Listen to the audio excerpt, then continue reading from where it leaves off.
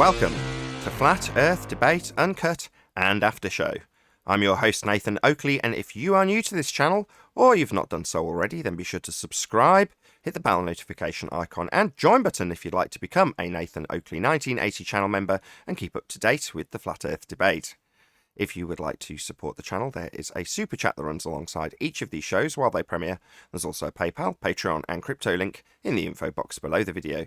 Speaking of Patreon, I'm going to do a quick shout out to all of you who do support me on Patreon. So a massive shout out of thanks and appreciation to Guns of Navarone, RMP, Troy Shuka, Bose Nail, Joseph Pizarro, Samson, Maris, Mobile Mac 777, Neo the One, Lost Cat FE, Rob W, Open Minded, Reese Pound, Del West Watson, Mike, Muted, Dick Earth Skeptic, NA Literalist, Maria Neelands, Unbelievable Productions, Blue Ridge Ranger, Rob H, The Real Gabster, Windrider, Liam Nedrick, Abraham Mohammed, Dave Rakia Gafford, Naibai, Adrian Quintana, Skeptic936, Life is Short, Fireball X, TheFlatEarthChannel.com, Texas Mike, Edwin Johnson, Kirsten Smith, Alexander Main, and David Wayne Foster.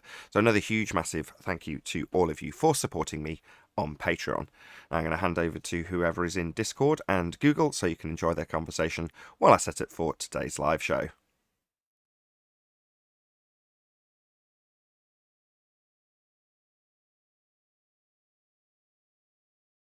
I just posted a short video on Master B and pointing out the 6-minute mark. If you want to grab to that and get a screenshot of that and read the subtitle. Okay. Give me a minute to get past the ad. Yeah. You need the audio? No. Want me to click on the Just 6-minute music. mark? Yeah, just read the subtitle and the picture and the video referencing that subtitle, the 6-minute mark. Other universes with different laws of nature. They can't even get this one to work with the laws of nature we have. Love it. Oh, it's great. The music's great on this video, by the way. Somebody I need to promote? No, I just was waiting for your show and I came up on a feed of something and I said, oh, this looks interesting. And then the fantasy of their multiverses and everything else and the sizes of all these so-called planets and the Hubble telescope and the radiation background pictures and blah, blah, blah. And then it says at the 6-minute mark, these other universes in these multiverses might have different laws of nature. And I start cracking up. I was like, can you get this one to work with the laws of nature that we currently have? Yep, they don't work. Morning. Good morning.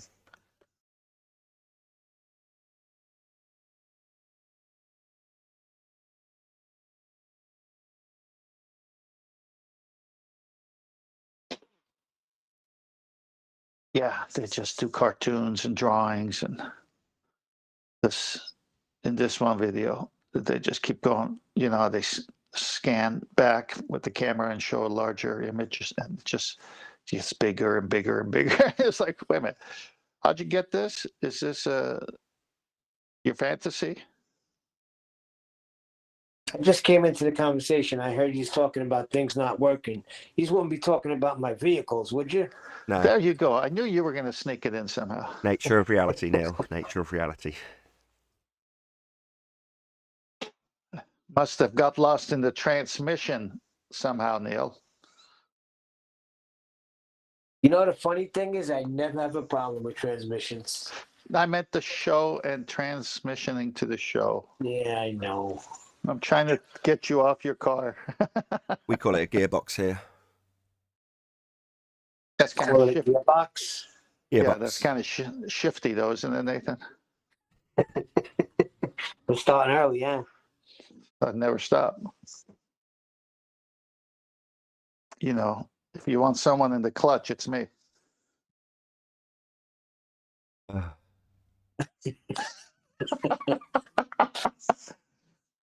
All right, I'll off stop. today so I can enjoy the show without having people, hey, what are you doing?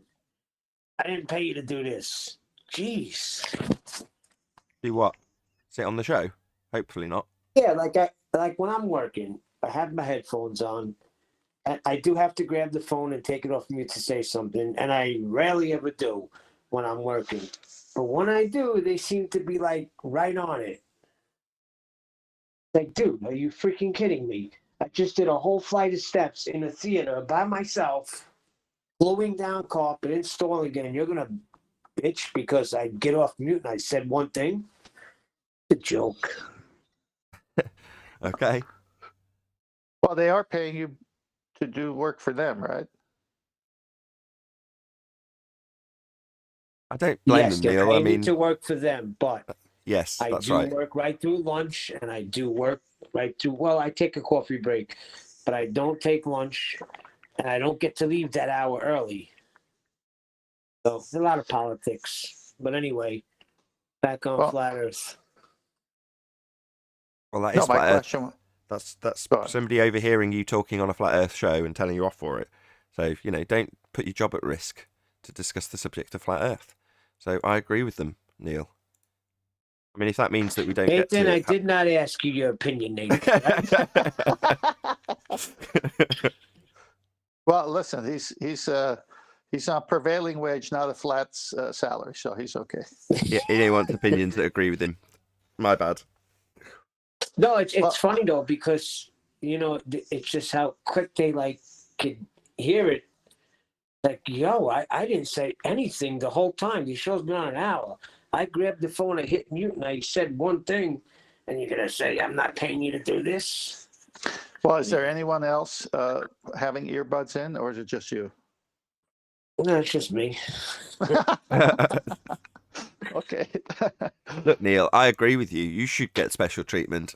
And even though they're not paying you to talk on my show, I believe you should be here That's what I'm anyway. talking And about. that's free speech, blah, blah, blah.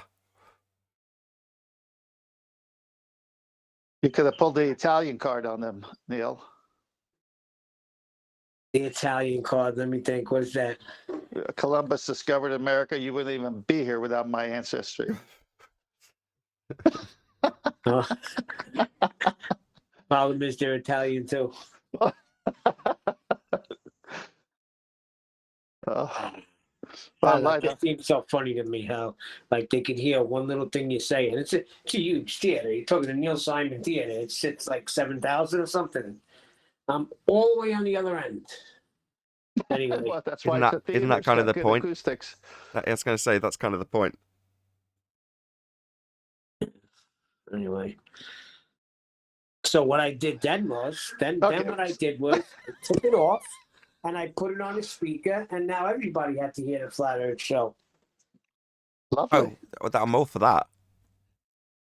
But don't let it affect your work, Neil. Don't let them be pulling you up and disciplining you and calling you union or whatever the hell they do over there.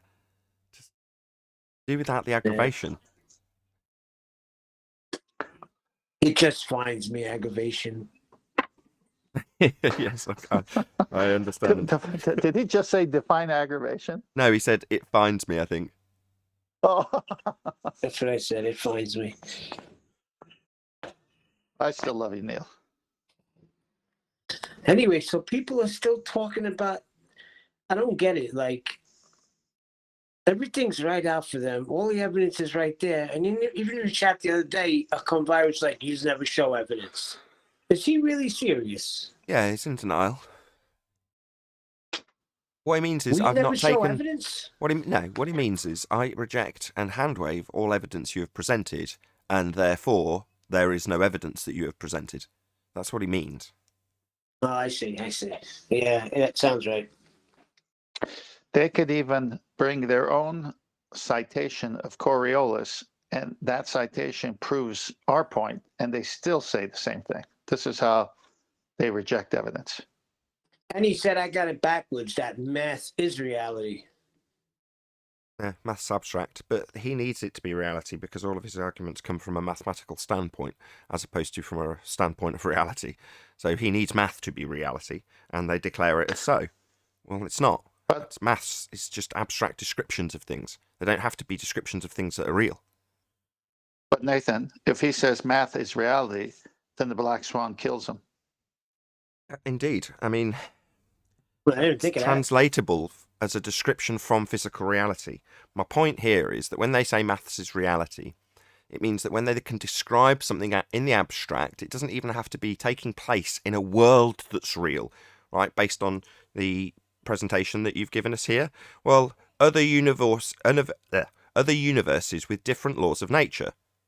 Well, what they're saying is, we can't apply our laws of nature, but mathematically we can come up with a new law of nature for this different planet for the sake of argument, and then argue mathematically within a completely different law of nature that does not apply here. So that means they're describing abstract things that aren't even real. Whereas when you talk about qualification of distance, say, in the Black Swan, that's maths, right? Well, no, it's describing something that's actually physical and real. Yeah? The only thing that isn't physical and real in that description, if you want to call it mathematical, is the physical horizon that's supposed to be capable of measurement mathematically.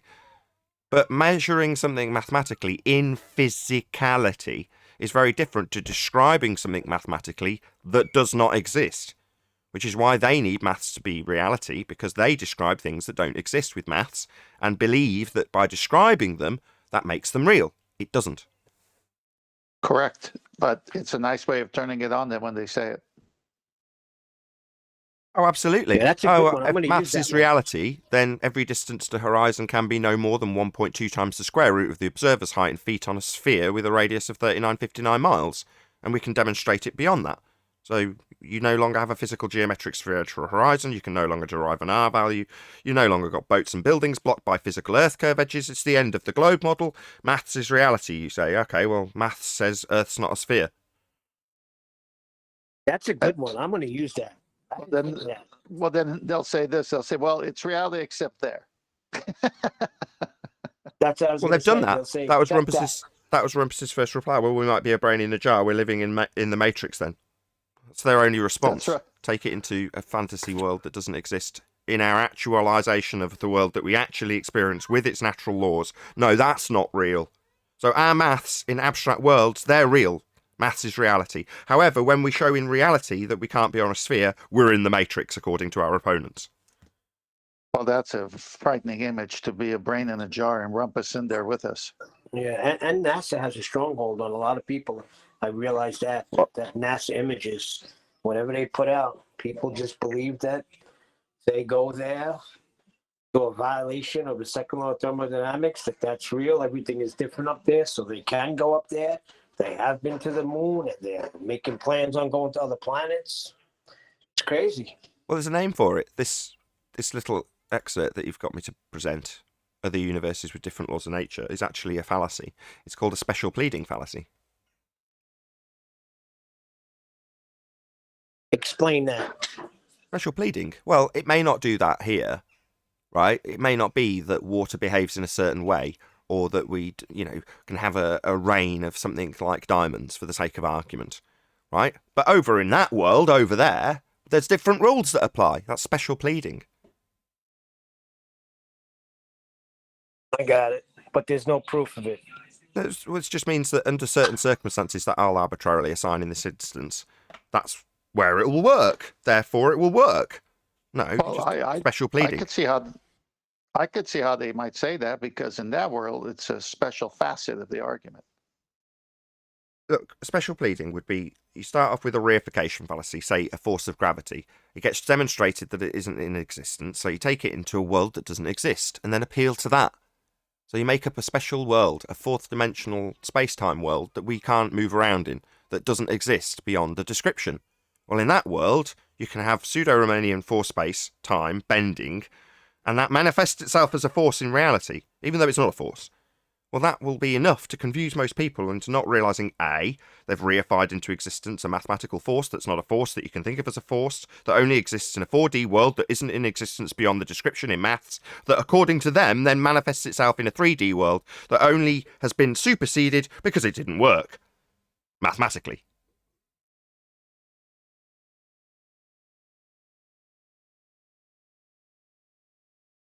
Well, then mathematically, it doesn't add up. No, it doesn't add up. It's been reified into existence, even though it doesn't add up. The maths doesn't actually work for a heliocentric world. There are many flaws and issues. But who cares? We don't live in a mathematical reified sphere world. It's merely a model. That's all it is. You know, I get the strangest looks now from normies when I say, "Do you know that the whole thing's a model?"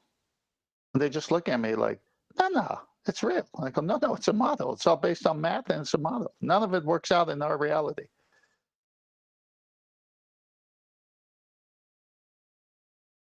Most people have a hard time realizing that they're actually living in a philosophy and reifying into existence worlds that don't actually exist. Most people have a hard time dealing with that. Because what's it boil down to upon defense? Well, a religious belief. Because it's not real. Yeah, but Nathan, what are you saying? There's this big conspiracy, and NASA's lying to us?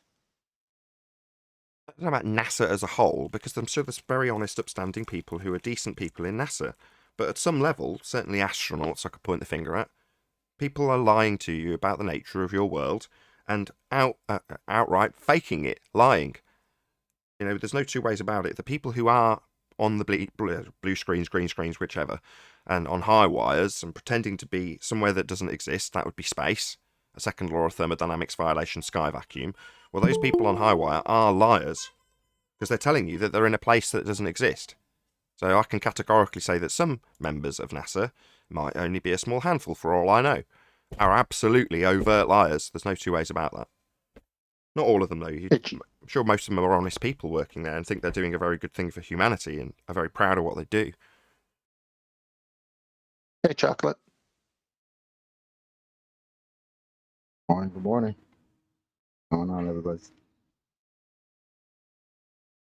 Mighty fine, pretty good. We're discussing how their math doesn't add up to reality or their model. Not according to a coronavirus. Yeah, because math is not reality. Look, for as much as his cloak of amenity or being amiable, the coronavirus is just as big a zealot as any of the others. Yeah, I'm glad to see he's not your little pet anymore. I'm glad you got doesn't over change. that. Yeah, I quite like a coronavirus. You know, I don't mind the guy. I don't find him objectionable.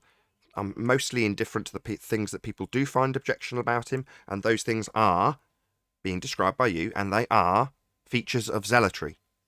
I don't underestimate the level of zealotry in my opponent. He's just another opponent, so the level of zealotry will be the same, as far as I'm concerned. Now, that doesn't change people's personality. Now, on a personal level, number one, who cares what I think personally of anybody who comes here? Number two, it makes no difference to his argument. And number three, it doesn't change what he is. He's here. So 99 times out of 100, that will automatically make him a zealot. You know, he wouldn't be here otherwise. If he was truly blue-pilled, didn't care, and thought the world was a sphere, he wouldn't need to be here. There'd be no cognitive reason to be here.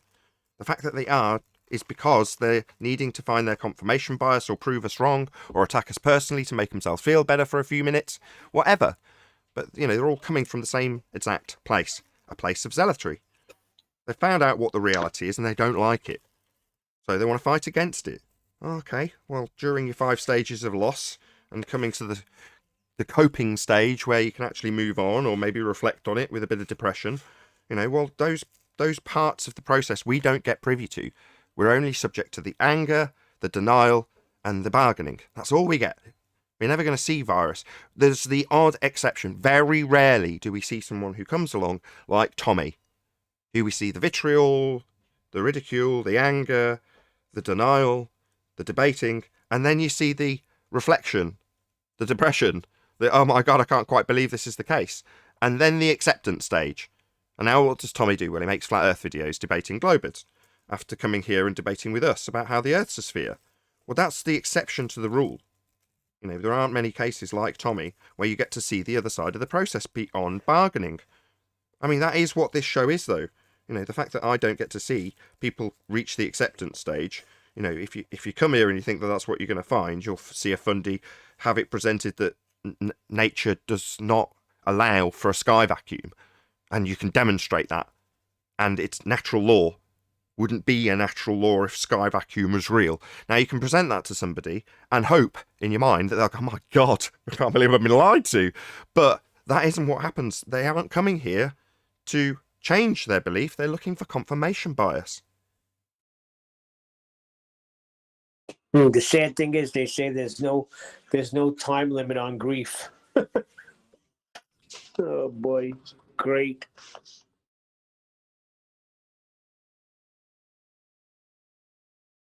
The wall to climb between bargaining and depression is a very, very high wall. Because part of the depression that you'll experience upon realization that you haven't got a leg to stand on when you assert a philosophy as being real, that would be the heliocentric globe earth world. When you come to that realization, you also know instinctively that you've just spent the last however long ridiculing people who have tried to tell you that you've been deceived. Now, you also know that if you in any way try and adhere that into your life, you will also be subject to the same ridicule, making the wall between bargaining and depression much higher, much more difficult to climb over. Now, I'm sure that's intentional, but that's the way it is. Now, I don't know how to gear the show in such a way that I can lower that wall. I don't know how to do it, because as far as I'm concerned, the majority of the bricks are made up of people and they're ridiculed towards the reality. Now, what am I going to do about that as one man? Well, I'm doing it as far as I'm concerned. But those are my limitations. Now, if someone can say, well, you could do this and that would help lower that wall, well, I'd do it. You're already doing it, Nathan, because we're questioning our reality according to how they say our reality is, and we're inspecting their model, and we're saying, well, your model says our reality is this, but how does that work when we have this? And how does this work if we have that? And there's your housekeeping question. So you're doing it. Sure. But in the face of concession, a concession will still come in the form of denial. For example, nobody claims the horizon is Earth curve, a fundamental denial of the principle that they're fighting for so that they can rebut us. You're saying we are claiming the horizon's Earth curve and you've debunked that, so therefore no one claims the horizon's Earth curve anymore, even though it's a fundamental tenet of the religion I'm here to punt, and my images have actually got it labelled as such. Here is Earth curve, pictures of the horizon. So, those are the sort of cognitive steps someone will take to remain in denial. Yeah, but they're embarrassed when they do that, because for the longest time, from the beginning of their model, Earth curve is the horizon. It's almost akin to saying, that's not, that's my mother, that's my mother, that's my mother. And then one day saying, that's not my mother. Well, you've been saying it's your mother all for hundreds of years. Now it's not your mother? Yeah. That was Timmy Clown, right? Say again? That was Timmy Clown, right? Yeah, that's Tim Osman.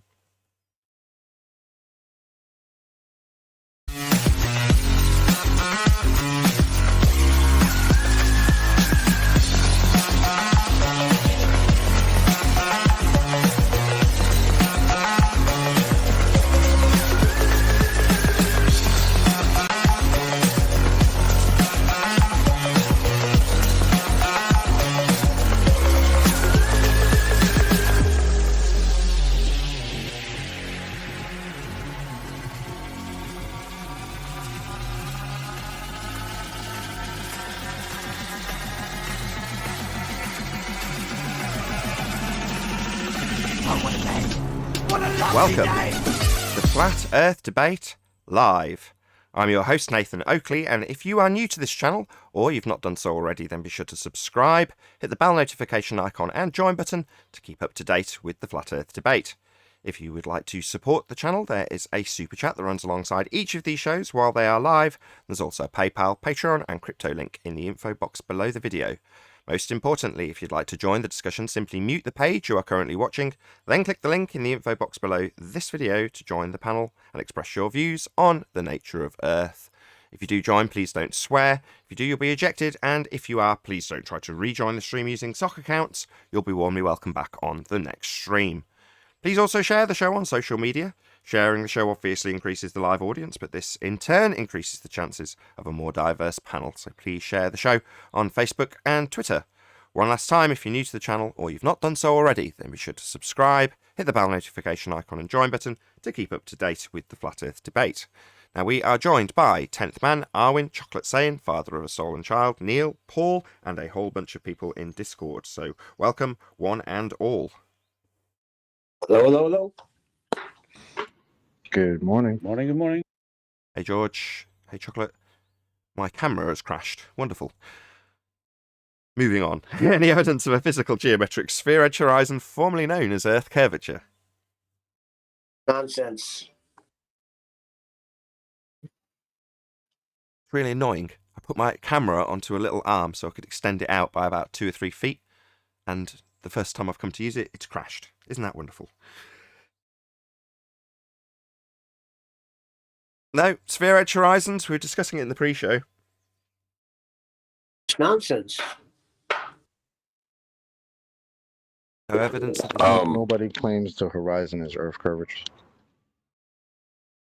That's right. Nobody claims the horizon is Earth curvature. Yeah, they do. Globers do. And if you're claiming nobody claims it, then you're only referring to flat earthers, because we know there's no Earth curve edge horizon physically blocking boats and buildings. It can't be measured. It's beyond the geometric capabilities of a sphere. There is no geometric sphere edge horizon to block boats and buildings. Earth's not a sphere. It should be easy to demonstrate, though, if it was. Yeah, you'd have a hill I in the way. agree. Yeah, you'd have a hill in the way between you and targets, as asserted in the Earth curve mathematics. That's how they say it would be easy to distinguish. You can see a hill between you and targets in the distance. That would be the Earth curve edge getting in the way. Right. So if you went to the Grand Canyon and was like 1 mile away, 1 foot from the ground, you should be able to see stars below the horizon because it's a big hole in that geometry. Stars below the physical geometric sphere edge Earth curve horizon that they claim is blocking your distance. Yeah, you'd be able to get above that based on altitude, exactly as depicted in their maths. It still requires you to reify a horizon that you see into a physical geometric sphere edge horizon, which it is not. Well, you'll never see the stars below the horizon, even at the Grand Canyon. It just, you'll see land beyond it, but you'll never see stars below the horizon. Yeah, well, below what? Not actual location where the sky and ground appear to meet, based on optical limitations or limitations of weather. Yeah, well, the idea that the Earth is geometric or refracted geometry, which is ridiculous, but you've got a giant gash in the geometry. Why can't you see stars through it? But why are we looking to the stars to determine where we are on Earth? Why don't they just demonstrate it on Earth? Well, that's what he's A saying. curve. He's saying that's what he's saying, Neil. He's saying that if the Earth was a sphere with a radius of 3959, then you'd have a geometric physical sphere edge horizon that would block the distant stars as it goes past its physicality. Well, But we still don't. looking to the stars, just measure it. What, the physical horizon we don't have?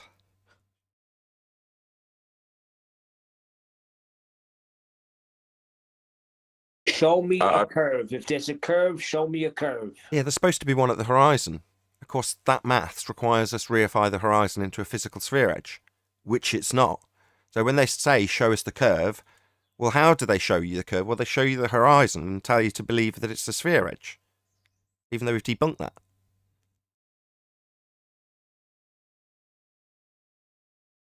Hence, nobody claims the horizon is Earth curve. They chant. That's a new chant, by the way, after the Black Swan. Yeah, say it like a flat earther. Nobody claims the horizon is Earth curve. Well, we're hoping to get to that point, but at the moment it's just you that realises the horizon's not Earth curve, even though Tim Osman held up a picture that said this is Earth curve and showed several pictures of a horizon claimed to be blocking the distant things. Any evidence of axial rotation of the Earth-based variety? More nonsense. They have a 15-degree movement of the luminary called the sun, and they say that's because Earth is turning underneath. And we say, well, if that's the case, then a drone that's hovering or a helicopter or anything that is not attached to the Earth, all it has to do is go up, and the Earth should turn under that. But since that secondary reference doesn't happen, then we can discount them saying that the Earth is turning under the sun. It's the luminaries that are turning.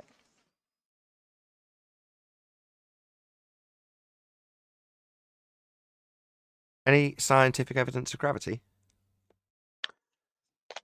No, it's been dead for 106 years. Einstein threw it under the bus. They're into a whole different 4D world that doesn't exist in our 3D world. How did he get away with that? Imagination. And don't forget, you can't move around in this 4D world either, according to the Glovers. You can't move around in a 4D world. How did they say Somehow that? or another, you can account for the orbit of Mercury in the 4D world that we can't move around in or find or do anything with. But yeah, that makes sense. Paul, what do you mean by that? Well, that's what Rumpus said the other day. He says you can't move around in a 4D world. In his 4D model world, you can't move around in it.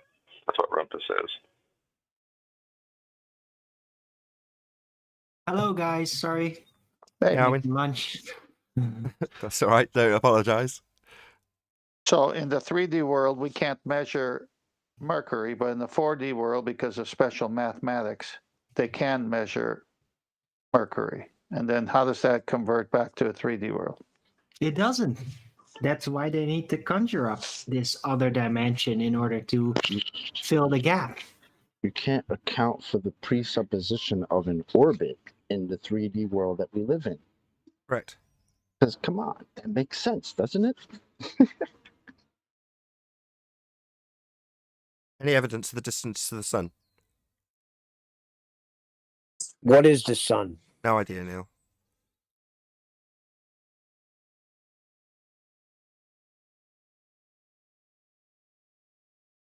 That it? Why do they have songs like "Here Comes the Sun" when the sun's not supposed to be the one moving? That's a little weird. Do. Well, they've tricked in a little bit with the language to say that the sun's rising and lowering. Kind of puts in your mind that it's not traveling over you. So literally, the language we use debunks the claims that are made. Yeah, that's intentional, obviously. Go on, whoever that was. I was going to say it's a trick. It's just a tricky way of throwing it in, because if the sun's going down below what, like it's just a way to slip that in. Yeah, physical geometric sphere edge horizon. And if the reasoning behind the sun setting is the sun going down, what happens when the sun doesn't go down?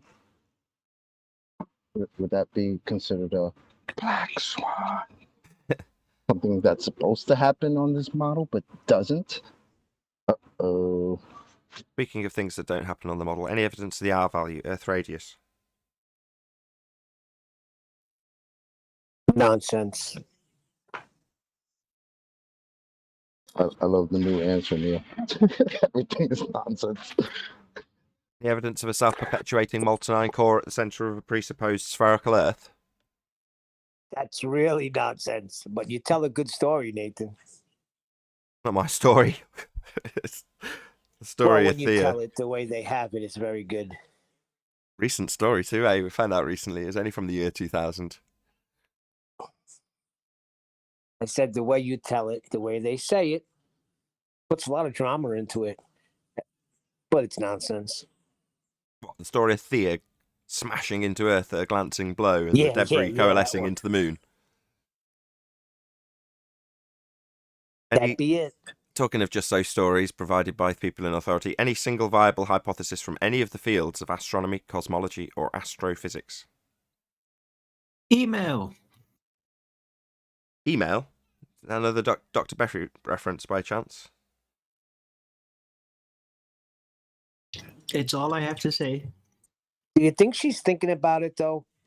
Or she's just like, I know we can't divine her thoughts, but as people start to put pressure on her, you think in the back of her mind she may be thinking about it, or she's just caught up in the money. Can't know that, Neil. Like you say, we don't know. Who cares? I don't care about these people's motivations. You know, I think it's the Dr. argument. Becky is fully immersed in globe belief, fully immersed. But Arwin will Yeah, totally I divine her thought- thoughts for you. I will do that every single time. We can't know their motivation, and frankly, does the motivation change their objective or their dynamic when they come here, or the nonsense that they put out? No, and that's what we're challenging, and I think it should stay that way.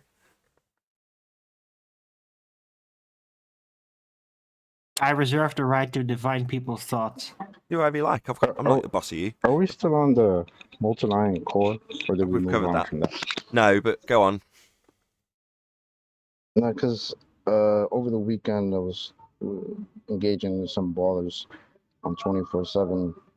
I found a interesting citation from an article in Scientific American that kind of shut down his whole thinking of how we know what's going on in the core. So it goes like this: how do we know the temperature? Talking about the core. The answer is that we really don't, at least not with great certainty or precision. The center of the Earth lies 6,400 kilometers, 4,000 miles beneath our feet, but the deepest that it has ever been possible to drill to make direct measurements of temperature or other physical quantities is just about 10 kilometers, 6 miles. Ironically, the core of the Earth is by far less accessible, more inaccessible to direct probing than would be the surface of Pluto. Not only do we not have the technology to go to the core, but it is not at all clear how it will ever be possible to do so. End quote. Notice how the entire That's from- premise of that discussion is how difficult it would be to get to a core, not the fact that the core hasn't been proven, isn't verified. They've got no justification to assume it. They're just talking about how difficult it is to measure. So simultaneously reifying it by saying how difficult it is to qualify it, measure it, whatever. But that still makes the reader think, oh, right, so it's really difficult to measure the core that we have got. Yeah, that's how I heard. And telling you that we will never be able to go to it. It's the surface of Pluto is more accessible than the core. Think about that. So then why are they allowed to teach it in school then, all right? Unless it could be proven, then it should not be taught in school. Like, really? It's indoctrination, Neil. It's not teaching. When it was the church doing it, people who opposed it weren't treated very nicely. And if someone came along like you, Neil, to them and said, it's just a religious belief, like precisely what we're doing, then you met with a lot of opposition. Because people don't want to believe that their worldview and the teachings or the master's words that they must abide by, I might add, are in any way false. Because they must abide by them, and that would just lead to a lot of disdain. And, the average normie just wants to get on with it. And if they say that's how it is, and that's how it is. So you're the person that's banging on the church doors telling them that they're indoctrinating people with religious faith. But the religion isn't currently whatever the church were promoting, based on their translations of Bible texts, their translations being the operative words, but based on what the current, whatever power that should not be you want to describe, government, NASA, whoever, tells you the world is. Well, that's their faith, that's their religion, and it's the religion of the Western world because they say that's what the world is. That's the philosophy that we're going to adhere to from now on. This is the world, okay? We've all looked into it, we all figured it out, and you just need to accept it. Yeah, but they didn't figure it out. They figured out a fantasy. I bet if most of the people come to realize that, hey, wait a second, this is not scientific fact, they will be a little curious. That's why we're here on this show, and that's why we I choose share my with our words. friends. I choose my words carefully. Figured it out. I got a question about authority and perceived authority. Okay. If say if a baller challenges you to take a physics test, right?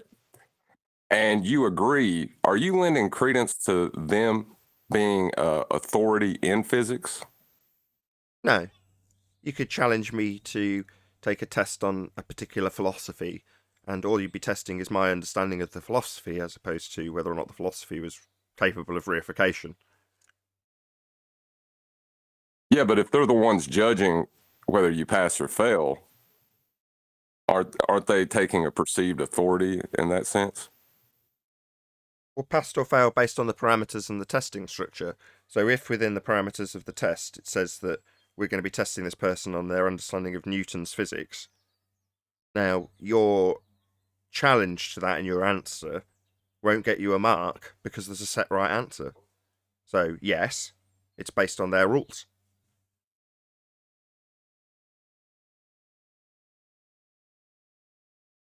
What's your point, John? I think go on. Okay. Yeah, I was going to say Conspiracy Cats is, he's trying to challenge Brian and Flatzoid to take one of his physics tests. Oh, so as opposed to actually proving all these ridiculous claims him and his ridiculous model make, like gas pressure without a container, without the container, there can be no pressure. He wants to give people tests. Yeah, that's funny. What does he think? He's still in school trying to teach people, trying to teach little kids? What's wrong with this guy? Couldn't be any Go more somewhere with your condescending, test, really. bro. Conspiracy moron. Like, are you feeling all right, bro? What the Is he hell? appealing to academia? Well, you just need to quote him. Without the container, there can be no pressure. End quote, Conspiracy Cats. Or, without the balloon, there is no pressure. End quote, Conspiracy Cats. So this guy, at a fundamental level, understands that space is fake. It stands in violation of natural law, and he can understand and detail that for an audience. What's he going to do when we point out that that's correct? Without the container, there can be no pressure. Well, take my physics test. Wonderful. What is that going to prove, though? That I'm trying to figure out. What is that going to prove? It's not trying to Hopefully, prove anything. What he's doing is deflecting from the real issue and trying to get Brian and Flatzoid on something else. a glorified ad hominem attack. Let's test your knowledge personally on these given limited subjects. Okay. What are they debating about? Is it about their personal knowledge of your physics test? Or are we debating about the nature of reality and the fact that the sky vacuum's not real? And by your own words of admission, without the container there can be no pressure. So space is fake. It stands directly in violation of natural law. What's that you say? Take a physics test? Well, will the physics test ever change that natural law that pisses in the face of the sky vacuum? No, it won't. That's what I was going to say. Why don't they just say, well, demonstrate gas pressure without a container? That's the only test we want to see.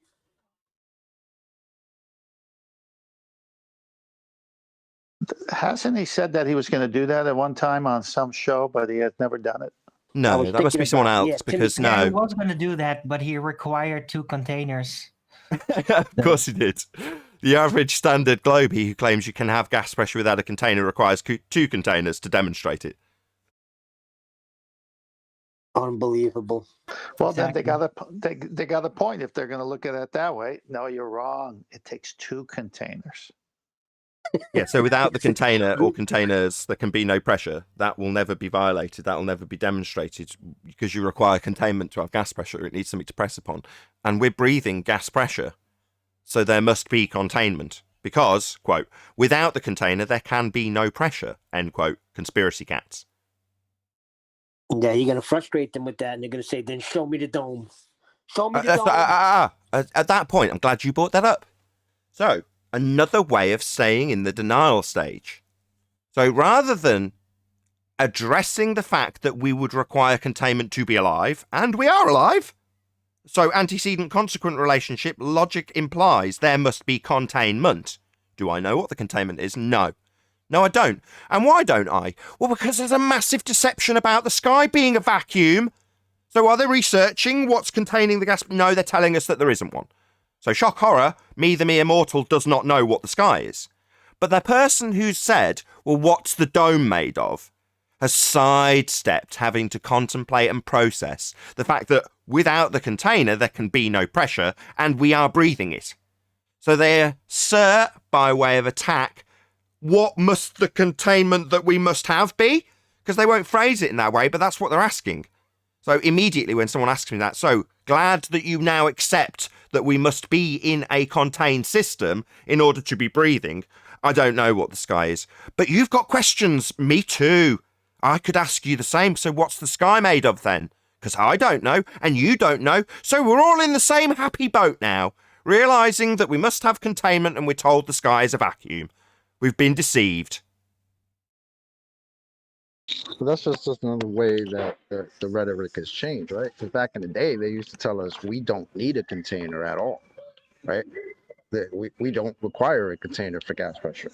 Now Then they say, slowly, eventually, it became, oh, gravity is the container, right? Or weight is the container, or whatever other nonsense is the container, or the universe is the container, right? We've heard all these variations of this nonsense, but back in the day, we didn't need one at all. So seems like they're trying to catch up. They just don't know how. But they forgot one thing, that Einstein 106 years ago and Musser today, gravity is now the force. So it can't be gravity because we have to accept Einstein's 4D world. It's an effect. So now that's out the window. And they still haven't answered it, but they know you can't have air pressure without it.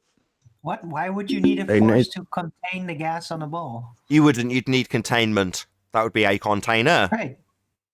Right. So you just need some space-time bending in a certain setup, and then prevent the escape of gas by limiting the amount of space-time it can pass through. Can you show me space-time bending, How? Arwin? Whoa, whoa, whoa. How Sorry, does that work? I didn't do the theme music.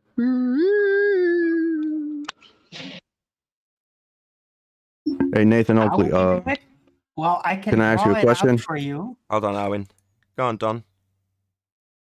I want to pick at your brain and see if I make any sense to you. I think gravity is observation hijacking. May I explain? Observation hijacking. I don't know what you were observing, but go ahead. Well, I'm observing is, you know how they describe that gravity is center of mass, right? So that's why everything sticks to the so-called sphere, right? So why do you not weigh heavier on the sea level than you do, like, say, a mountain? Yeah, but they assert that this is the case. Have you not heard of the Etvos effect? If not, go and look it up so Nope. you can. I don't want to go through the Etvos effect, but feel free to just Google it and research what they claim in this regard in Why terms don't of you things wanna go changing their through? weight. Again, just so once you research it, you know why this is not a valid claim. They're inventing the phenomena within the mathematics. As Besides, always, of it's mostly course. just temperature differential and pressure differential that causes the weight to be Maybe. different. Maybe. But we've got a very non-natural phenomena being studied and being qualified in maths. And no, it's definitely not science. So it's invented within mathematics and asserted as being real. Several people have had, including Sleeping Warrior and Betty Van Velsen, have had globers over a barrel on their mathematical reification in this regard. But yeah, they do actually make a claim in that regard. Thanks, man. I appreciate it. Any glober here want to argue for Etvos?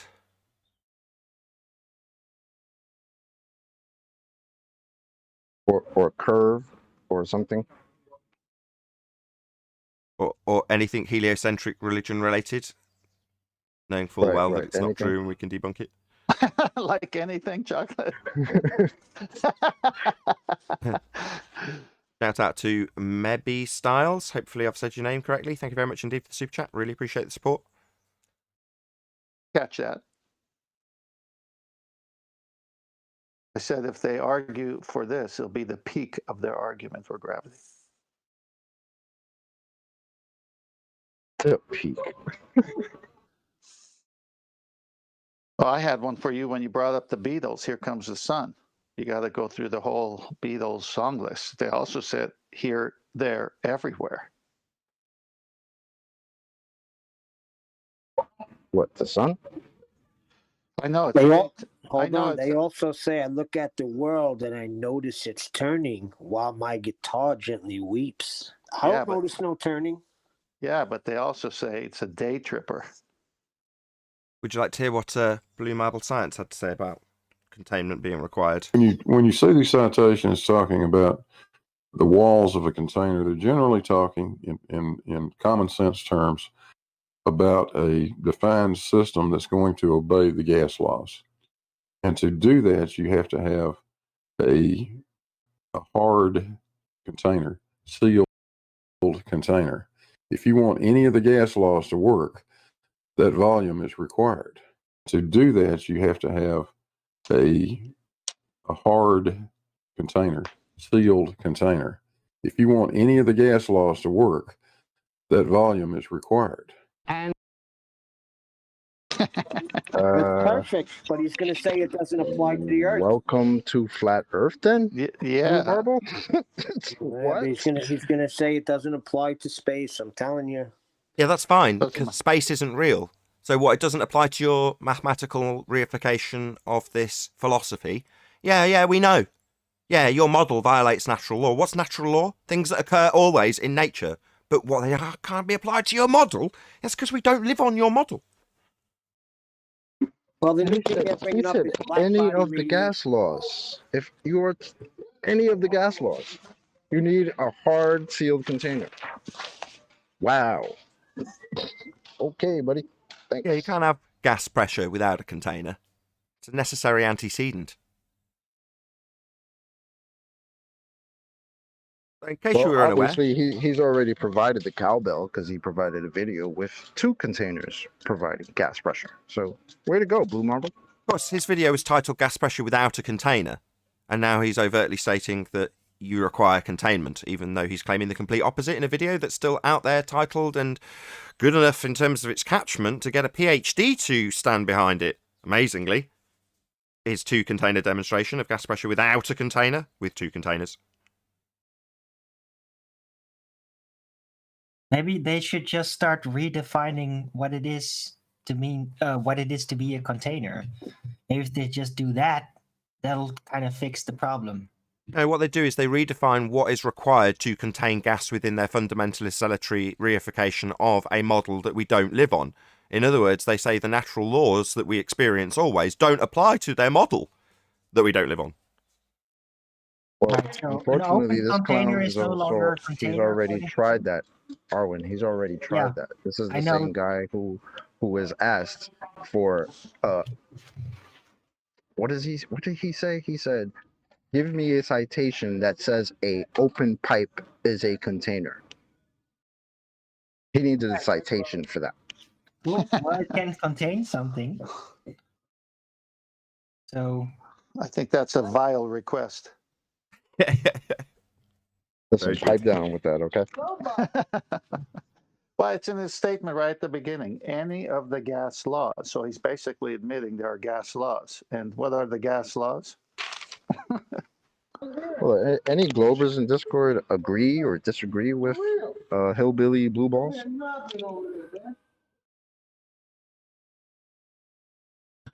Any Globers at all in Discord? Well, I did hear them yesterday while they're trying to figure that out, that, you can define things however you want, whenever you want to define things. So basically, the Earth can be I can't say the word, an open system, a closed system, or even an isolated system. Depends on how you want to define it and what parameters you want to put on it. So really, it can go with whatever they want, whenever they want it. Yeah, in terms of what they're calling the Earth, they're describing their model. So yeah, it depends how we define the terms within our reification of the model. But that doesn't mean that because they can define things about their model differently one day and then differently the other, yeah, that's a necessity when it doesn't match with reality, though. But again, I highlight, That's just them describing how their model works. So when, for instance, Rumpus says the second law of thermodynamics, that's a natural law, something that applies always, doesn't apply to the Earth, he's actually saying this law of nature, something that applies always, cannot be applied to my philosophy that I have reified into existence, known as globe Earth model. It doesn't apply to that. Few shout-outs. That flat fellow has sent 2 smiley face sunglasses stickers. Thank you very much indeed for the super chats. Also, Billy Wazzer has joined as a penguin. Thank you very much for joining, Billy. Forward to seeing you chats in members only. So that's where we're at, is it?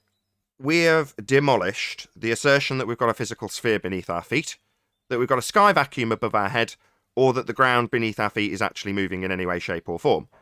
And the response we get from some of the higher echelons, shall we say, of the globe rhetoric trenchers, is to ask us to take physics tests. That's their response. Yeah, it would seem that way. Or they'll label you dangerous. Well, yeah. We're dangerous because we don't asking think the floor is a questions. ball that's going somewhere. That's adorable. Maybe you sound dangerous if you think the floor is a ball that's going somewhere. I'd have to stay away from you. What the FED show, if I may, just from Nathan's last summary, the FED show has done is shown that every time they argue in defense of a model. And when you ask the right question about their model and compare it to natural law, their model dies. This is where they are, no-win situation. Yeah, and the lower level fundies that don't really understand what happens here will insist that you present them with a model to rebut their model.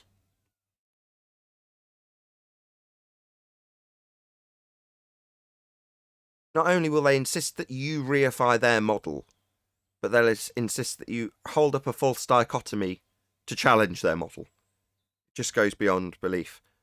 Try and highlight that to somebody who's a really newcomer to this argument or this debate and say, well, that's a reification fallacy. Half the time they don't even know what you mean. Then that's a false dichotomy. And again, they don't know what you mean. Where's your model? I'm not going to debate you unless you've got a model. Oh, right. So unless I reify models into existence, a fallacy, you won't debate with me unless I will be as fallacious as you. Okay. Get lost. Start off and reify your model, your philosophy into existence. But because I won't do the same, you don't think it's worthy to talk to me? I agree. Yeah, you're not worthy of my time. Because I won't reify a model next to yours so you can argue the toss between the two in false dichotomy. Yeah, look it up. Reification. They That's don't the even key have word, a model. What are they reification talking of a about? model, because you could go buy a small replica of a Ferrari in a hobby store, and it's to scale to something that's real, like a real Ferrari. So there's a model of a real Ferrari, but in a smaller scale. That's not reification because it's there. Theirs is a reification. They can't provide their model in reality. Go on, Don. I don't think a lot of people understand why models are fallacious. You know, like you're not going to recreate reality in a jar. You know what I mean? I think people believe that you can, though. Like when they say, you know, this is my model, they'll never present to you the heliocentric model. They may give you some formulas, or you know, you'll never see a physical model. It just won't happen.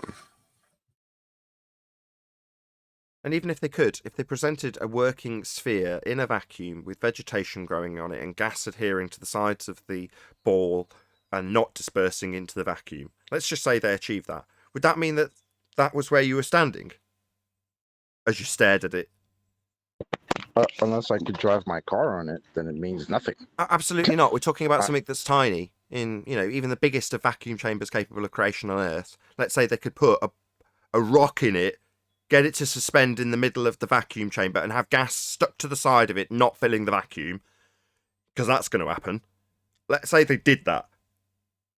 Well, would that mean that as you look in through the glass window, that you're stood on that representation of what they say the world is? Never possible to achieve inside it, but hypothetically, if they could, it wouldn't make that the world. We're not standing on a model. We don't live on a model. It's the fallacy of misplaced concreteness. Making that which is not real, that would be the model inside a vacuum chamber, the world that you're actually standing on. The map is not the terrain. Because there's a philosophy that says we're stood on a sphere does not make it so. It's merely a philosophy. So to reify it is to make it into something that you're actually standing on. Well, I look at the horizon and assume that it's a physical sphere edge blocking things in the distance. Therefore, I'm stood on a sphere. Here's the maths to go along with it.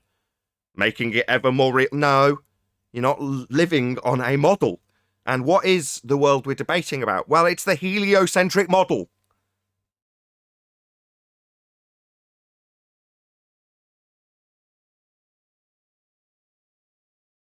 Well, that's the fear.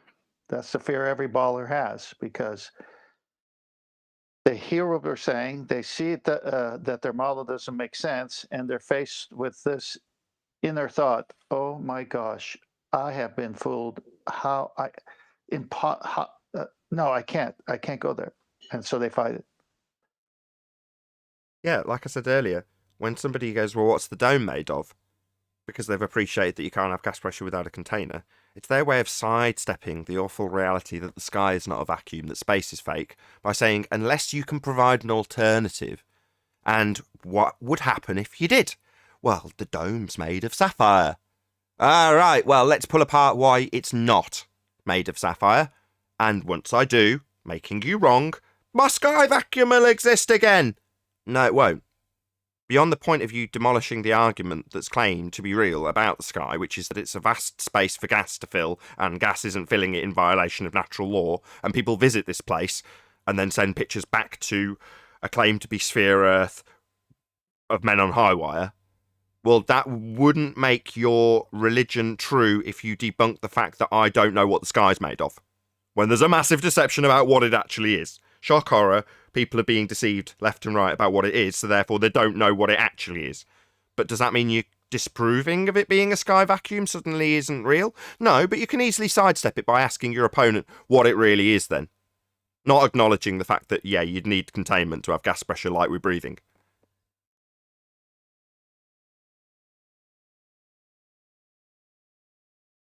There are many... Falsification is independent of replacement. We don't need to give you another cool story to replace the cool story that we just destroyed. That's a negative. Most people don't realise that. Unless you've got an alternative, I will not accept anything beyond what I currently understand, because that's been accepted by the consensus, and therefore that's reality. Now, if you challenge it and demonstrate how it's incorrect, unless you have an alternative, just so story or otherwise, that I can present and won't be laughed at, I'm not going to accept that my current understanding is wrong, even though it's been demonstrated to be wrong.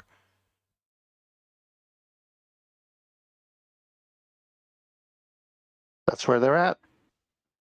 Well, Yeah. we're going to learn today.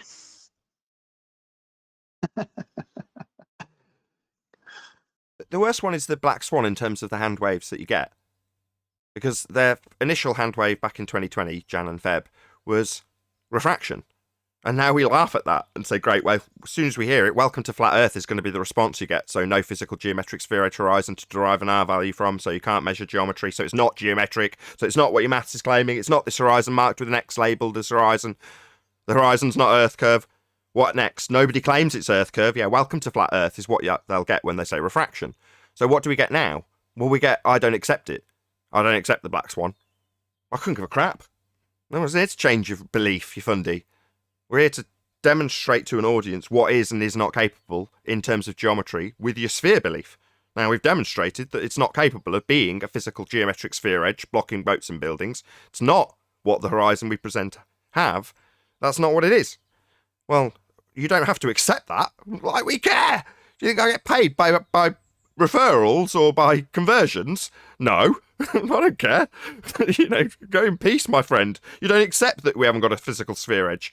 You want to look at this picture and go, oh, that's an Earth curve right there. That's what's blocking the bottom of the sun. Earth curve. No, it isn't. It's a not actual position. It's a not actual location. It's apparent. By definition, it's not Earth curve. And it's beyond the physical capabilities of an Earth curve edge if it was geometric. It isn't. We're told all the time how non-geometric it is by your own side here in trench level. So beyond that, being told how non-physical it is by the opponents, which is pretty devastating every single time it happens, and amusing, I might add. What else have they got? Well, they've got a hand wave, or concede that the horizon's not Earth curve. Those are the two options. That's what they're left with. No, it's Don't that's forget beautiful. the third. The cute times that they've tried to call it a straw man, like the geometric horizon is a straw man, or Al-Biruni's a straw man, or the entire Black Swan argument's a straw man. Can't forget those. Well, they're akin to saying, with reference to Earth rotation, that you and your reference frames are ruined. Saying the Black Swan is a straw man, well, the Black Swan modus tollens starts with the presupposition we're on a sphere, because you fundies wouldn't give it up when he pointed out that it was a presupposition. So the fact that you wouldn't give it up meant we had to beg the question with you and say, if Earth's a sphere with the radius as it's claimed, then it would have these geometric limitations, physical limitations, and coincidentally, they're the same limitations laid down in your sphere maths. So it's very much saying your claim that Earth's a sphere. We just then demonstrate beyond all certitude that it could be anyway physical. That's the horizon. It isn't. So telling us that the Black Swan's a straw man, Al-Biruni's a straw man, those are your arguments. Like saying you and your reference frames are ruined. Those are your arguments. We don't need reference frames. We don't need physical horizons. We don't need Al-Biruni measuring R with a horizon that he claims is physical. We don't need the horizon to block boats and buildings so we can argue with you about how much or little you claim the physical horizons block the boat or building in the distance. We don't need any of those things. Those are your claims. So telling us it's a straw man is even better than telling us it's refraction.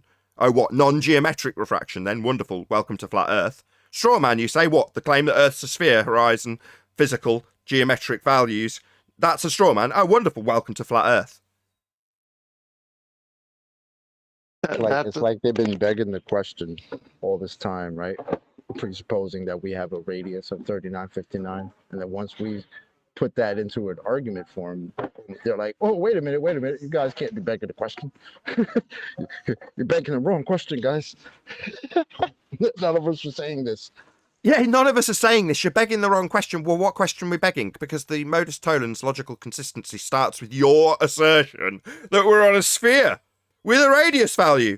The thing that when we pointed out that that's a begging the question fallacy, you told us, well, we already know we're on a sphere. Okay, so if we already know we're on a sphere, then we'll have sphere limitations, and we don't. Well, that's a straw man. What, your whole argument and religion? Yeah, we know. Welcome to flat Earth. Well, how dare you point out the limitations that we don't have in a model that claims the limitations that we don't have? How dare you? You haven't got the imagination for it, Chocolate. What's your problem? To be on a sphere, you need a high degree of imagination, you need three-dimensional worlds that can't be measured correctly with orbits, and you need 4D worlds that you don't live in to give you the maths to reify into physical existence when there aren't forces to hold gas pressure here, because you need containment. You need the imagination, Chocolate. Other than that, all you need is theme music. Yeah, what we really need is exactly a lot of indoctrination, a lot of fantasy that requires the suspension of disbelief for a sphere world and sky vacuum not being at the surface level, a sub-level narrative, call it subliminal if you like.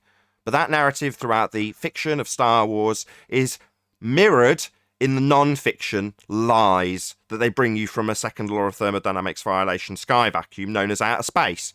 Because if the sky was a vacuum, then the gas we breathe would fill the space. Gas fills the space it has to fill.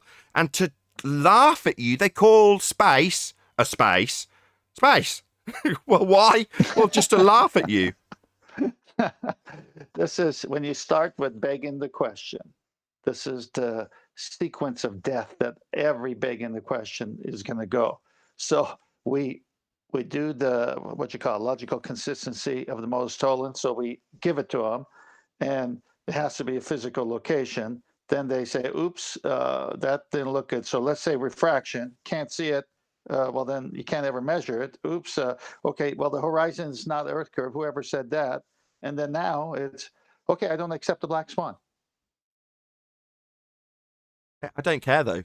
Their acceptance at the end of the argument is irrelevant. Like I said in the pre-show or at the beginning of the live show, when they reach the point of debate, that's where we get to.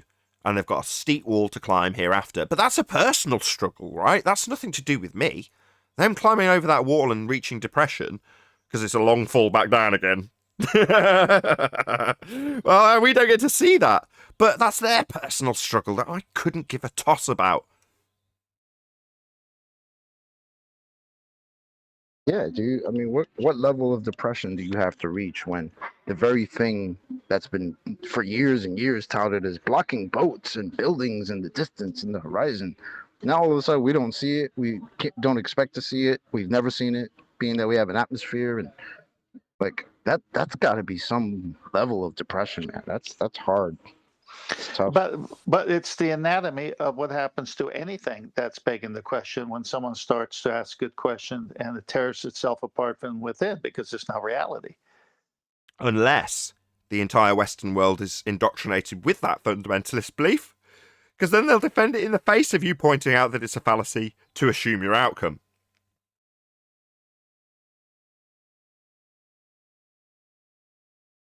Or to put it another way, they'll cry, "We already know it's a sphere." In other words, my justification for you pointing out that I've begged the question and assumed my outcome in my statement that if Earth's a sphere, then we'll have boats blocked by this amount, and here's the maths to prove it, pointing out that that's a logical fallacy wasn't enough. They cried, "We already know." Hence, we end up, by being forced to beg the question on their behalf, modus tollens debunking their claim that we're on a physical sphere. We're not. It's been debunked. There's no going back from the black swan. And again, I'll highlight, if you see that as a massive wall to climb and just go hand wave, I'm staying right where I am, and I'll argue all day long in the chat comments of debating channels that are unlike mine and say, sod you, if you don't want to come on the show, you're not going to get to chat here. Yeah, well, if you want to spend your entire time just arguing with flat earthers, challenging them to prove what the sky is, for example, then more power to you. You know, live in that cognitive pain as long as you like. Me, I've climbed the wall, had a long fall, shook it off, and then moved on.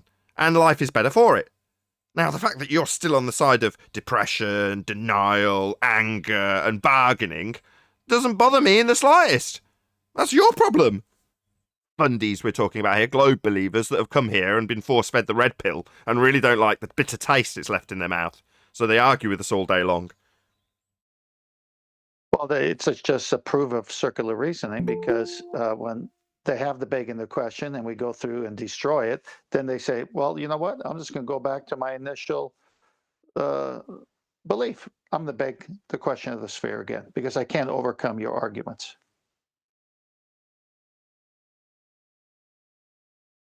One way to get rid of the pain, I guess. Yeah, give it a hand wave. Hey, Adam. Very good to have you.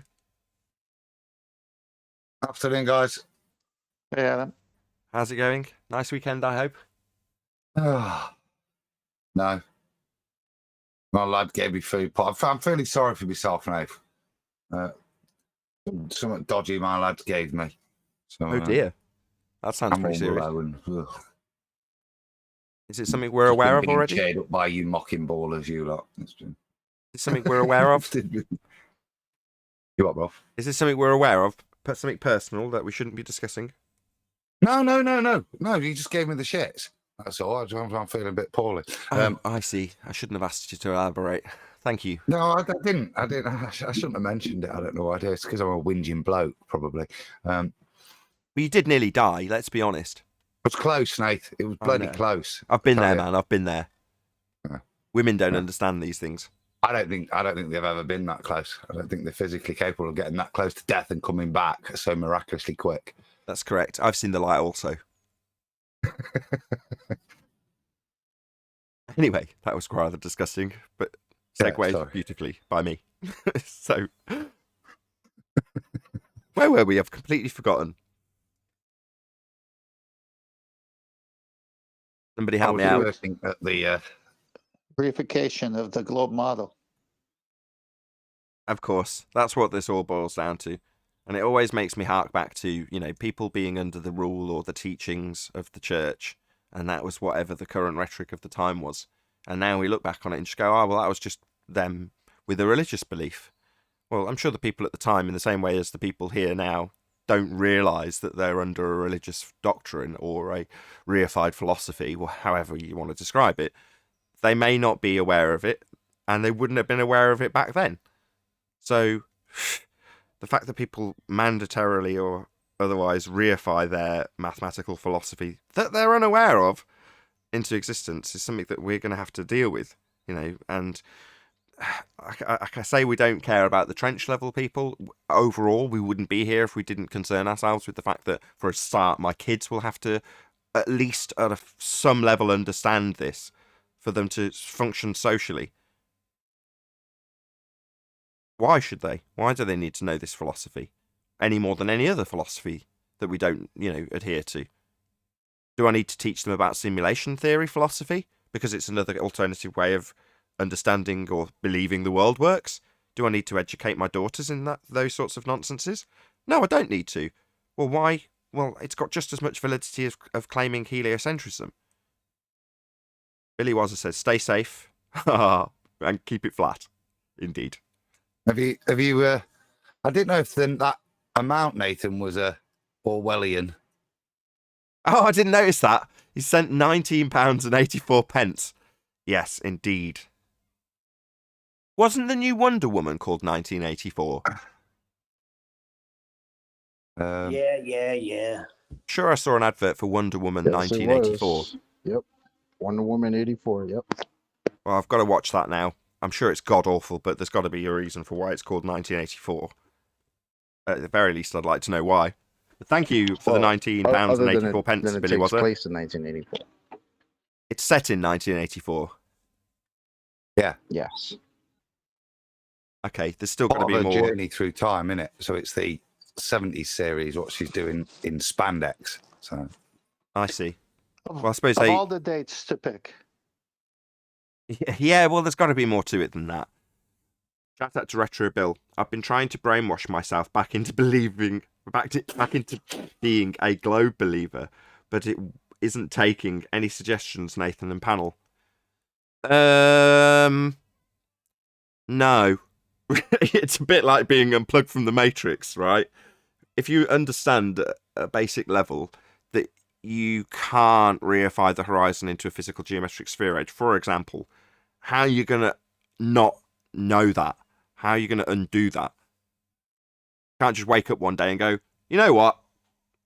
Maybe it is a spheroid. What are you going to start telling yourself? Because all you'll have to process is the same thing the people who come here process it with. Well, the globe was bigger one day. Well, we don't have a sphere edge, but it is a sphere edge. But we don't have they have a little, what's the word Darwin uses? Paradoxical meltdown. Paradoxical meltdown. It is a sphere edge. It isn't a sphere edge. It's like a computing process that doesn't quite function and goes round in circles, so the computer crashes. It is a sphere edge. It isn't a sphere edge. We do. We don't. We do. System error. I'll tell you why. I'll tell you with an analogy of math. If 2 + 2 is 4, and everyone is saying 2 + 2 is 5, but it's 4, how can you ever go back? Well, Because we have had a suggestion. can't. Well, no, there is a suggestion that's valid from Billy Wazza.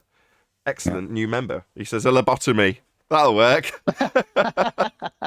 Yeah, that's thinking of a less surgical way. Maybe if you get on eBay and pick up a second-hand neuralizer from Men in Black, just wipe your whole mind of all the Black Swan and everything.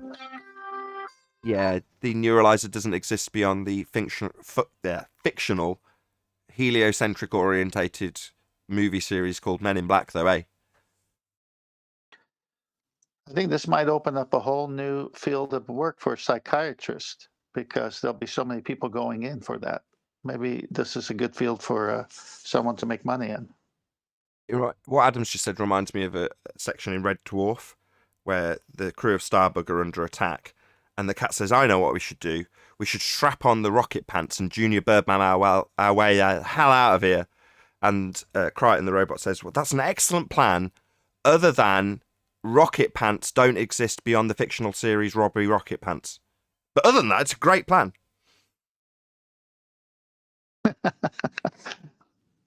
That's a good one, too. Yeah, there's something about truth. Once you know it, your mind is going to be with your conscience bothering you if you try to deny it. What Nah, exactly? man, too many people are like Cypher, and they enjoy the taste of that steak, even though they know damn well it's not real. That's correct. Yeah, that's true. But as you say, you can't unsee this stuff. You know, you've climbed over the metaphorical hill in this show's example, and you've got over the other side, and it's been a bump when you got there.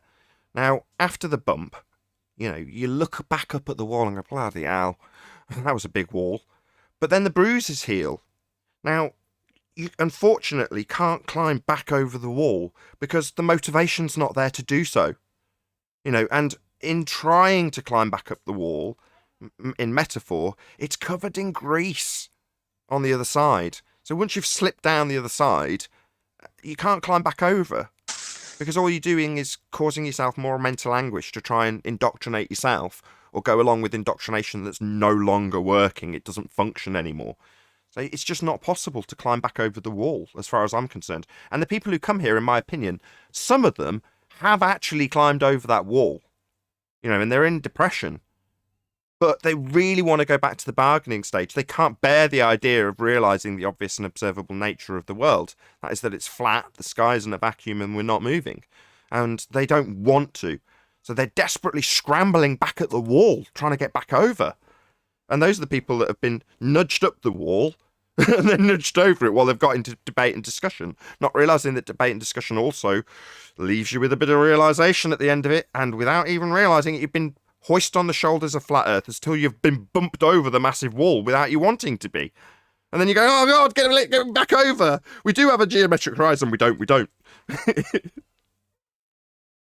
Well, we know what happened to Cypher when he went for that steak. He got T-boned at the end. Boom, boom. I was thinking about that same thing there, Tenth, Cypher. And even in the film where he's asking to be put back and, you know, so it'll all go away, all the pain. You kind of see it and you know that even when he's put back, his memory's still there. He can't get rid of the knowledge of what he's already known. The only way is, as Billy Waz says, is a lobotomy, is to actually wipe your mind of the cognition you've gained. And it's kind of sad, really, isn't it, that to stay in that world where you think you know something, you're happy to actually try and remove that cognition from yourself. I think it's So you're saying when the ballers come here and their model doesn't hold up and they realize it's a fantasy, it's not real, they would rather have their mind wiped clean of everything rather than face the truth. Yeah, the people on the other side of the wall, absolutely. They're in the same boat as Cypher. They've been, as I described, force-fed the red pill. And they can't believe it. And they're trying to desperately get back over the wall. With that, I'll say if you are watching this on either Nathan Oakley 1980 or Nathan Oakley premiering streams, then stay tuned, as there will be an after show to follow. Unfortunately, if you are watching this live, this is where we bid you farewell. A huge, massive, enormous thank you to all of you who smashed the super chat, liked, commented, shared, subscribed, and all that good stuff. Be sure to check out nathanoakley.com and the Flat Earth Debate Forum to keep up to date with the community debate. Once again, stay tuned if you're watching on either premiering stream. I've been Nathan Oakley, and I'll see you all in the next video.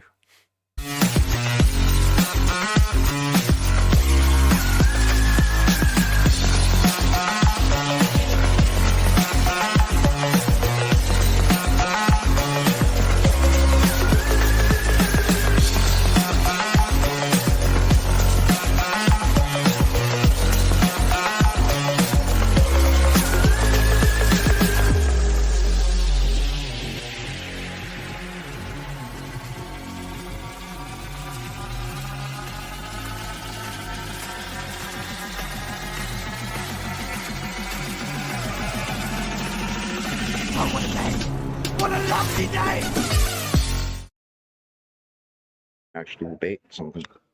Notice Well,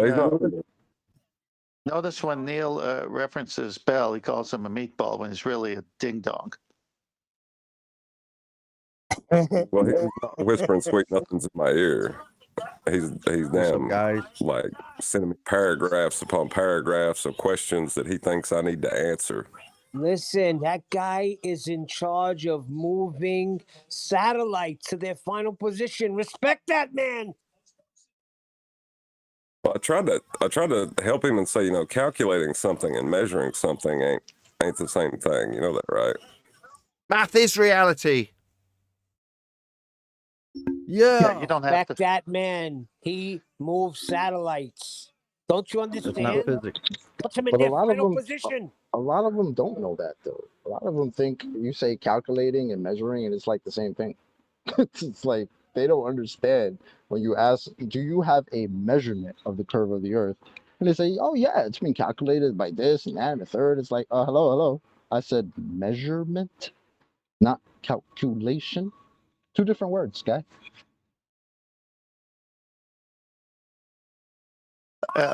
John, I encountered this when people started dialoguing with me in chat and all that.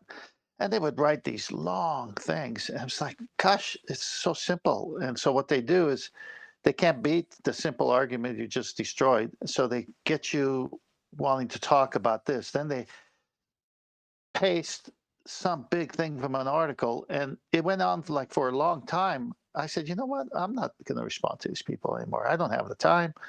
And they're not addressing the initial argument they lost. They're just trying to get me wound up in something else. So this is their only way to divert the pain, is to get you talking about other things. Yeah, I guess so. But I never really wanted to I don't want to debate anybody about it. I'm not interested in that. I don't mind, listening to the debates, but I don't know why they feel like they need to talk to me. No, it's for them. It's not for you. They need that to ease their conscience. That's what I figured out. Because the more I went back with them initially, I'm thinking, oh, they're interested. They weren't interested. Oh, because you're a prime supply of pain relief. Because if they can convince you that you are mistaken, because they know you're mistaken, then that will alleviate their pain when you say, I was wrong. They want you to say it, because they can never admit they're wrong. But they'd love to hear you say it, because that would affirm their position. That would be confirmation bias. And a very strong source of it you would be. And the closest they can get to convincing you without actually convincing you is convincing themselves that they've convinced you. And they can do that very easily. The level of delusion with this is incredible. Yeah, and usually at the end of their comments, they'll say, blah, blah, blah, go. Like it's my turn. or you're too afraid to answer me back. I left 3 of the same. Well, that's the thing. I wouldn't mind talking to people about it. Like that's fine. But then it's like anger gets involved all of a sudden, and I don't want to deal with that. I don't like it. I just, you go do whatever you want to do. I'm not interested in talking to you anymore. Yeah, it'll turn into anger and personal attacks because they can't attack the argument, so their anger will definitely manifest itself in terms of their anger towards you, personally. Hey everybody, hey Nathan. Hey Brian. Good weekend? What's up, bro? Hi Nathan. Did a good weekend? Yes, did actually, did. Just listening to your conversation there, and I hope you did too, sorry. Just listening to your conversation there. They need to make themselves believe that you're a liar or you're stupid, because it can never be that they're wrong. So it has to be one or the other, because there is no third option for them. Well, I mean, they can believe that without talking to me, though. You know what I mean? Like, I'm fine with them believing whatever they want to about me, but why bother talking to me? Yeah, that shows you how much that it does mean to them, that it means to them, as opposed to them. Well, I'm sure they tell you, "Oh, this doesn't mean shit. This is a nonsensical topic, right?" But look how focused they are in trying to convince you on whatever they're trying to convince you of, right? How much time they spend arguing back and forth with you when they could just go somewhere and watch Star Wars. Well, Yeah, exactly, Chocolate. It's also your story, John, because you were one of them arguing, and now you're on this side arguing against them, and that puts them in a funny position. As Brian is saying, they can't admit they're wrong; they never will. But here's a baller who became a flat earther, and this is bothering me, so I'm going to go and do this to him. Just to carry on from what Chocolate's just said, that's right, Chocolate. Yes, sorry, 10th. Because that works to our advantage. So on this side of the fence, generally speaking, with a bit less anonymity, people using their real names and titles and such. But the people on this side of the fence don't really care that much about the opponents and them personally. Now, the opponents, on the other hand, are almost obsessively concerned about us personally, to the point where it's getting creepy now. Now, we've just sort of been almost indoctrinated into an understanding that we're going to get personally ridiculed by these people for our flat earth belief. But that doesn't change that in terms of the public's perception of what's going on here, their overriding sense of normalcy or decency will prevail when they hear those things and they're pointed out. And what I mean by that is, if it's contextualized, again, this is for the audience, as it being directed towards our argument being wrong and you saying, well, we must be liars or stupid, then it isn't necessarily immediately processed that what the person's doing is losing in an argument or a debate and then immediately personally attacking the opponent. To the point where they not only personally attack them, they know all sorts of personal information about them too, which they'll hold against them, having studied them for a long period of time. Now, when that gets highlighted to the audience, you go, whoa, yeah, that is actually very creepy. So the person on the losing side of the argument is now demonstrating just how personally obsessed they are with their opponent in the face of losing. A few eyebrows get raised when it gets pointed out in that way, right? Yep, and that's why I pointed out. I go I enjoy pointing out to them, especially the ones that get all triggered and bothered. Well, why are you so triggered and bothered by this? I thought this was silly. I thought this was stupid. What's wrong with you? Especially when you got the people in your face and you're doing it, and you can see it in their face and their eyes how upset they are because of this particular topic. And you just say, well, what's wrong? All I've done is ask you a question, like, where'd you get your radius from? Where's the measurement of the curve of the Earth? Why are you so nervous? I don't understand. And that little attitude that you give them drives them insane. And I love it. Yeah, and an example of that would be Conspiracy Cat saying, take a physics test, because then I can show an audience that you're cognitively inferior, therefore making my argument correct because I'm intellectually superior to these mere flat earthers that I'm testing. Yeah, how can you have gas pressure without a container given that you believe the sky is a vacuum? That's got sod all to do with our personal intelligence level, merely an assessment of your failings when you reify a model. Could I say something about that little test that Conspiracy Cat has asked me a flat side to take, if you don't mind? Sure, as long as you don't ask me anything about it, because I don't know anything about it beyond what I've been told on this show, but go ahead. Yeah, well, just I lay it out for the audience, for those that don't know. Conspiracy Cat has asked me and Flatside to take an A-levels, I don't know what that is, that's something in Britain, an A-levels physics test. And if we get 60 or above, which is a pass, then he will delete his channels off of YouTube. And Fight the Flat Earth has also said he will delete his channel, I don't know if he has one or two, off of YouTube. So basically the two will disappear off of YouTube if me and Flatside get over 60%. Now, I initially said that I wouldn't do it because it's a very condescending and personal attack on me and my education level and my intellect. It is a known fact, but anyone has listened to anything from me that I have said many times on the internet that I don't have an education other than, like, I left school just before the age of 15, and technically I left school the day I walked in there because I never suited me. I hated every minute of it. But he's attacking this. He knows this, and he's attacking this. That's why he didn't ask, let's say, Adam Meakin to do it. Sorry, Adam, I know you're there.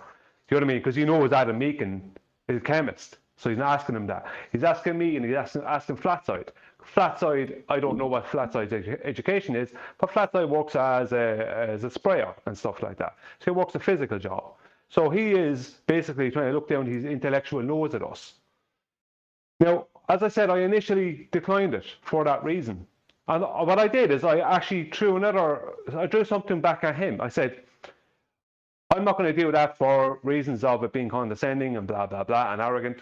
But what I said to him is, I said, if you can prove that the horizon we see is physical and geometric and adheres to the globe model mathematics that are confined to that are confined to a radius of 3959 miles. I said it a little bit better than that. I wrote it a little bit better than that, but that's the basics of it.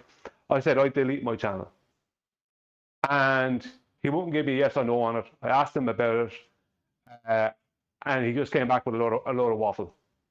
So I take it as a personal attack that he attacked me in that way because he's attacking my intellect and my education. It's not that right, is it? You've summed it up. They probably wouldn't get. I hate physics. I'd probably fail A-level physics now.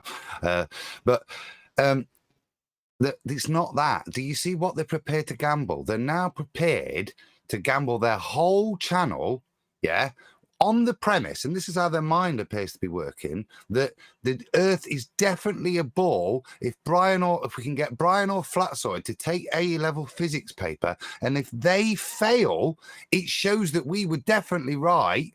Yeah, that's what they're left with, clinging on to support their ball. And as soon as you say, well, just give us a bit of evidence for your ball, they clam up. That's right. They'll engage with you in this desk.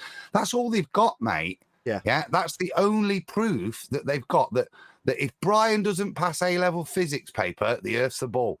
That's the level they're at, mate. It's laughable, isn't it? Meanwhile, the response from Brian is, how about you just answer one of the questions that's on topic that we've asked multitudes of times, which is to say, show us a physical geometric sphere edge horizon, and okay, if this is going to be made about deleting channels, then what? I'll wager my channel then also. Okay, well, that's obviously your prerogative, Brian. But by the same token, it's like your response is, let's not test an individual and their personal understanding of A-level physics. Let's test the nature of reality rather than one man. That's pathetic. Absolutely pathetic.